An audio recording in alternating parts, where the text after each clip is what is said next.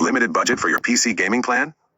Try Intel i7 8700K with RTX 3060 build. First we got this, the Intel Core i7 8700K is a 8th generation Coffee Lake desktop processor featuring 6 cores and 12 threads with a 3.7 GHz base clock, boosting up to 4.7 GHz. It uses the LGA 1151 socket 300 series chipset, includes 12 MB of cache, supports DDR4 2666 memory. Price: it's 7K peso or 122 USD. Next stop, we got this motherboard.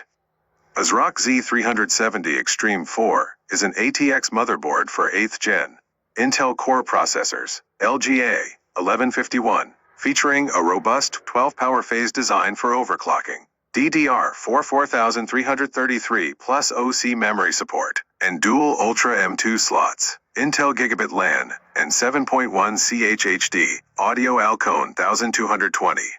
It's around 9 to 10 peso Philippines, currency, or 175 USD.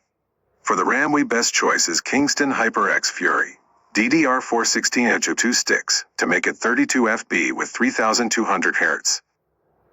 Next GPU RTX 3068 GB, gigabyte. GeForce RTX 3060, Gaming OC 8 GB GV N3060 Gaming OC 8 GD is a compact dual-fan graphics card based on the Ampere architecture.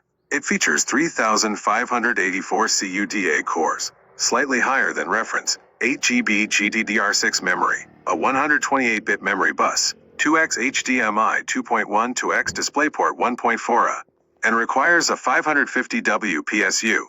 But just to be safe, we choose 650 watts Corsair ITS, little bit expensive, around 20K peso or 348 USD prices. For storage, Lexar NM6 125/112 VBars for operating system installation. 1 terabyte SATA SSD Samsung 870 Evo Games video extra storage. M2 LEXAR 512 VB is around 7K or 122 USD in many online shops. Samsung Evo 512 VBAR price is around 3K peso or 55 USD.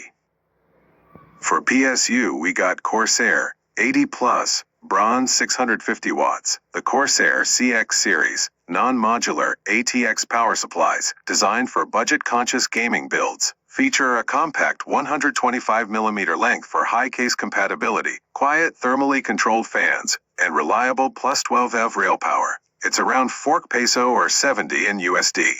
For a PC case, I choose CyberMax Mid-Micro at Tower. For fan, I suggest InPlay Ohm 12 Set 3x 120mm fan RGB.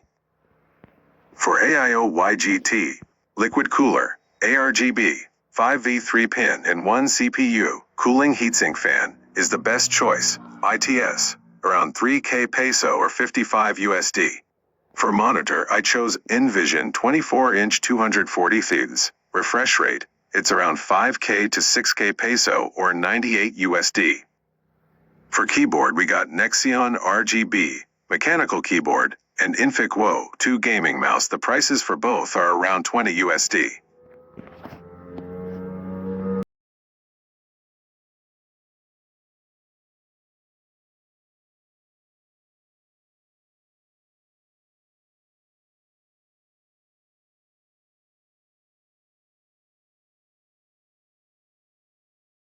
Final Fantasy XIV Dawn Trail benchmark, and I'm running this on the high settings but with DLSS enabled from the menu. And our budget PC does pretty well with this MMO at these settings, getting around 100 frames in most of the scenes. This isn't the hardest game to run, but it is somewhat popular, and you'll have a pretty good time if you wanted to play it on a system like 5, and we're running this on the high preset with DLSS set to quality.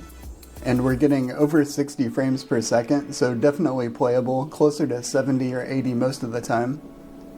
Again, this isn't the hardest game to run, but I don't think you'd be disappointed playing it on a system like this. Next we have Helldivers 2, and we're running this with quality DLSS, or render scale, and a mix of settings, mostly medium, some stuff high, some stuff low. Over 60 frames per second, in that 70 to 80 range most of the time. And I think most gamers would find this performance pretty decent for, going out and spreading some managed democracy. Now we have Elden Ring, running this at 1440p on the high preset, and we're getting a fairly solid 60 frames per second. This game has a cap, so it doesn't go any higher than that, but 60 frames is all I need to get served in a timely fashion.